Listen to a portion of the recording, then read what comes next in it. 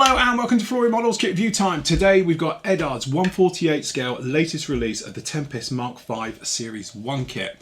Now obviously we've seen this before, we've seen it as a Profi pack and all the rest of it, but this particular one is the bare bones version, what we call the weekend edition. The weekend editions are just the kit, okay? So you don't get any colour photo etch, you don't get any mask set or lots of different markings and things like that. That tends to be in the Profi pack, which again you can get this kit in the Profi pack as well. Alright, and in there you'll get it obviously with a mask set, you'll get a colour photo etch set with it, the harnesses, things like that, and a few more marking options. And then obviously you can get like the limited sets as well at the top end of it, and they're the one which gives you 10 different markings, a load of resin with it. They've got obviously the colour photo etch with that one, normal photo etch, mask sets, so forth and so on. Okay, the great thing about these, and the reason we've been looking at these over the last few days, is that they're great for obviously first coming into the hobby. If you're not into photo etch, if you don't care about photo etch, and that's face it, realistically you're not going to see much inside a 1/48 scale cockpit anyway, because they tend to be quite covered in, and wheel wells and stuff like that you never really see. All right, so if you are just after the bare bones of the aircraft for an overall display, especially if you're going to have a canopy shut and things like that, this is really where you want to go. Obviously as well, the weekend editions are a lot cheaper. It's no frills, so you haven't got all the optional extras in there and all the other bits and pieces which are going to push the price up onto a Profi pack, let alone when you start going up in the limited editions with all the goodies in there and things that comes. And obviously you're looking at 50, 60, 70 pounds for those types of kits, okay? But these ones, quite cheap, very, very nice. But what you've still got is all the great stuff that is in all the other kits and stuff like that. So down in here, as we can see, nice little picture of the Tempest on there as well, as you can see. All right, it's the Mk.V version. All right, quick look round on the box. You can see it there. Kit number for this one is 84171. Okay, we've got a little bit on there as well. And then down on here, you've got the colour callouts on this one, and you've got two marking options as well down in there. So we've got one from 3 Squadron 1944, and we've got one from, where is that? That is from, I can't see a squadron number on that. It is JN751, as I say, from Newchurch in June 1944. Okay, so as you can see, some nice options on there just off the bat. So inside the box you do tend to get a little brief bit about the history, as you can see just down on here, okay, and the instructions, as we'll look at those in a minute. Although fully detailed, okay, you haven't got any sort of things for putting photo etch and stuff like that, because obviously it's not in the kit.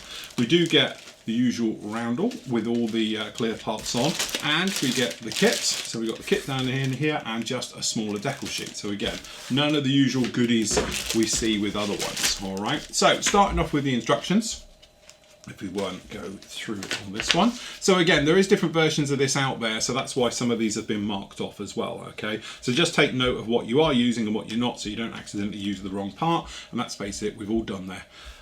Been there in the past. Okay, so usual thing, starting off on the seat. Okay, we've got the rudder pedals down in here, and then we've got all the cockpit parts coming together. We've got the rear bulkhead, things like that, seat, flight stick, things like that, all being attached together. Okay, then down in here we've got the instrument panel. Like we were saying, because it's a standard instrument panel, you can either hand paint it or you do get a decal option for the dials, okay, so you can pop those in, okay, and then obviously you still get a fully detailed cockpit as well. So you've got all the framework, so you've got your trim wheels, your throttles, your various things like that all being put onto this one. We've got decals, instead of like using photo etch for harnesses, things like that, that's being fitted, and then obviously bringing the entire cockpit section together. Down on the front, obviously you've got the scoop, okay, for the cooler, as you say, big old important part of the actual Tempest and Typhoon families for that, okay. So again, building that, putting that all in on the inside, got the tail wheel going in, okay, and again, you either got painting or decal options, whichever way you want to do on these. All right, then we're into the wheel wells, and again, right off the bat, these aren't no slouch, okay. It doesn't need all the photo etch and stuff, so you've got some very nice details just down in there as well, and obviously all the call outs are being put in there as you make your way through. Same on the other side, and then sandwiching the wings together, okay. All right, and then moving forward, wing section bit gets added, a couple more little bits into the cockpit as well as that goes through, and then working on the tails, okay. Not totally posable, but they can be posable, all right. So at the moment they're sort of peg fit, but I have done it in the past. You can sand these out and actually make them into making them posable if you want to add a little bit of downward droop and, you know, the rudder off at an angle, things like that. Top area being fitted down onto there as well for the cockpit, okay, and we've got the ailerons being fitted. Same thing, if you wanted to, you could pose those as well, okay. Tail wheel being fitted down into the back, all right, okay, and then obviously we got down in here, we've got the actual wheel section going down onto that one, hubs and tyres, okay, right the way through. Those are being fitted down on with the gear, and then we've got the actuators for the gear and showing alignments and things like that, lumps, bumps, and all the various bits and pieces, you know, on the bottom. Okay, and then last up, canopies. We've got the exhaust systems going down into there, last of the aerials, things like that being fitted in, and there we go. Okay, then you got your markings, and again, this is the nice thing about this kit, you do still get two fantastic markings down in here. So we do get this beautiful one here with the D-Day invasion stripes, okay, and then obviously over on this one, same thing as well with 3 Squadron right the way through on there. Stencil placements and all the various bits and pieces you can see still put on there, down on there. Okay, on the back, and this is like, you know, the classic way of selling all the stuff to you, it does list the aftermarket that's available. Now some of these are available in like the Profi packs and obviously for other versions, but they have just released all of this lot, and to be honest, it does make you drool, don't it? So if you did want to go for a total upgrade, you can go through. So you could turn this into the sort of, you know, definitive Tempest Mk.V, let's face it. So obviously you could go in and put the engine in there. That's a beautiful piece of work right the way through. And then usual thing, we've got the actual instrument panel. This is one of these new 3D type printed with all coloured and everything in there as well. So that's one of those nice resin ones down in there. Brass in under gear. So for the undercarriage and that, say being brass, it's big plug things. It's going to be a lot more stronger, and to be honest, Tempests are a little bit wobbly, shall we say, and Typhoons on their gear. Cockpit as well, if you want to do a fully detailed cockpit, you can go down that route in there, and then obviously we've got the gun bays if you wanted to put those in. And again, there's some other bits and pieces with wheels and various things and intake rings and all of those on there as well. So if you wanted to, you could then use this and then cherry pick which bits you want. And to be honest with you, I'm planning on building this in the future, probably not for a good few months, but I am planning on doing it. And at the moment I'm looking at this thinking it'd be nice to put the engine in, okay, we could do that and maybe upgrade the actual gear. I'm not worried too much about the cockpit, but again, the instrument panel, we'll see how it looks. It might be nice to use one of those. So again, I can look at this and think, do you know what, we might go for an engine, we'll go for an upgraded gear, maybe we'll just go with this one. And then looking through, we could go with like the seat belts and things as well if you wanted to add to it. But the great thing is we get the options to do it. It's not like you've bought a version that's got it all in here and some of it you're going to use, some of it you're not, and you've got a lot of wasted parts. You can make your own parts up with this one. So you just might think to yourself, do you know what, we'll grab an engine for it, we'll grab an instrument panel, perhaps the gear, pop it in the box, leave it in the stash, but you've got it all there for later on when you actually need it. So that's a nice touch with it, and I do like that option. Okay, down into the instructions we have the, we can get in. Oh, okay, get in. There we go. We have the decals. Now the reason we're looking at the decals is because they are doing different versions of these decals now. I'm just wondering if this is the old or the new. Looks like this is the old version. Your standard water slide decal. Although it looks like they're doing another version now with the carrier film on the top, so you peel it off afterwards. Not a fan of that, if I'm honest. Okay, but as you can see, decals, pretty good. Carrier films looking pretty smart down in there, no problem with that whatsoever. And then, as I say, down in here we've got a little correction as well, just because you need to put a little hole in there, a 0.0 hole down in there as well. All right, so that's just to help you out. Okay, so in the actual bag itself, as you can see, we have one Tempest. Okay, spinner's going for a walk already. Okay, let's do the cockpit. Again, this looks absolutely stunning. Okay, beautiful work. The rendition with all the riveting, as you can see, all the details down in there, just like that. That's actually looking very, very nice indeed. Okay, and that's what we're saying. This is no slouch kit off the bat. Beautifully done. I often say, and well, all the time, I don't know quite how they do it, but Eduard always seems to nail riveting in scale. It's done beautifully. A little bit of detail just inside around the cockpit area, but you can obviously see the quality is absolutely fantastic. And an interesting note here, you can see we've got a double lip on the tail, so instead of it being sandwiched, it's not. So what will happen is, if I catch it in the light, you can see how this one will go onto the inside of here.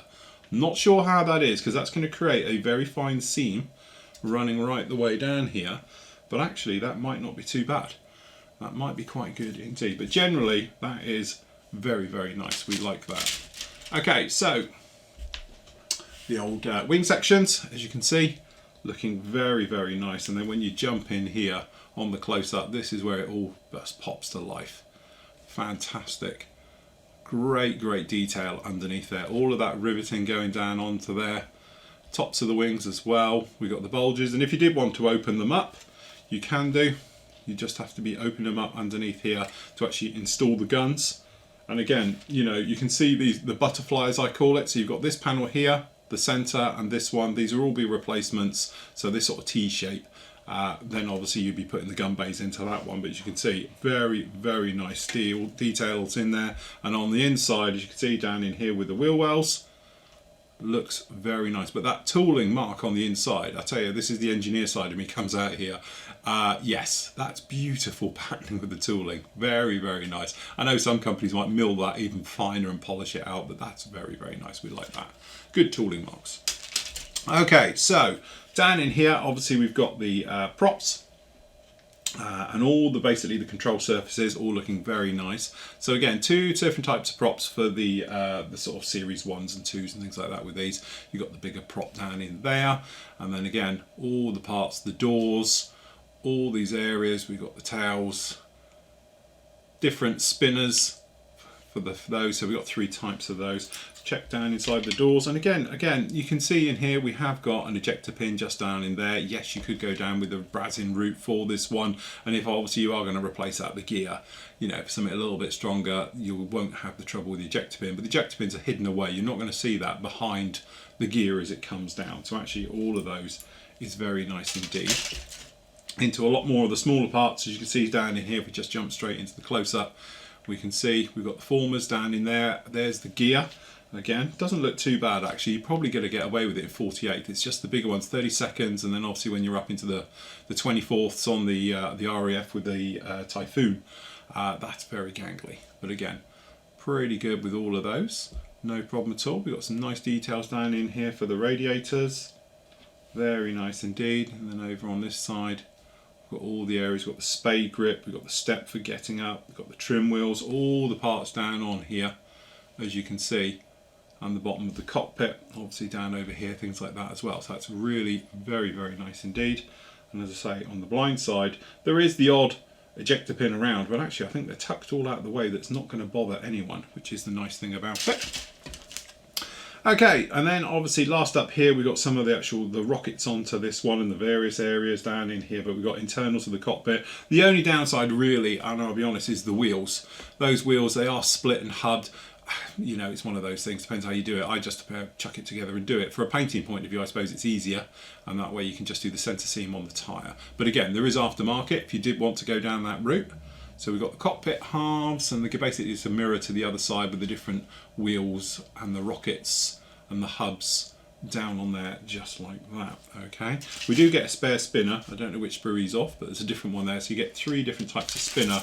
And then last up, we have the clear parts, which are always a bit weird on these things. It looks like it's been spun, but actually that's actually quite nice. That canopy one, look at that. That's, considering it's a complex shape, there's a little bit of warpage in there, but that's actually looking pretty fine. Front as well, let's drop it over a line. You can see actually there's a tiny bit of distortion, but we are talking 48, so that's actually not too bad at all. Then we've got obviously all the lights and the bits. Some of this you're not using clearly, some of it you will be as you make your way through with it. There you have it. Honestly, that is beautiful. It is very, very nice. I have got this one for my own stash. As I said, this is one of those ones which later on in the year, planning on building it, might throw an engine at it. You've got lots of options, and that's the nice thing about these. I have got, and to be honest, in my stash down there, a load of Profi Pack stuff. I've got 109s, I've got Spitfires, and I usually go for the Profi Pack because it gives you exactly what you want normally. So you have got like the photo etch that's in there. You have got, obviously it's colour photo etch, straight or easy for doing instrument panels. You have got the mask set, pretty much some nice markings in there. You're good to go with them. But that said, If you're not worried about all the stuff, all the nicety bits, all the fiddly bits in the inside and stuff like that, then these kits are absolutely where you can go. And then that way you can then decide on which parts you want to add to it later on. So if you did want to chuck an engine into it and just have it with an engine and your focal point's going to be on the engine, then why not? You've got that option. If you did want to throw a cockpit at it, you could just do that. If funds are a little bit limited, you can get hold of the kit and add things as you make your way along and all the usual things like that. But there we go, that is definitely an absolute must from me. It's a beautiful kit. So that's the Eduard 1/48 scale Tempest Mk.V Weekend Edition.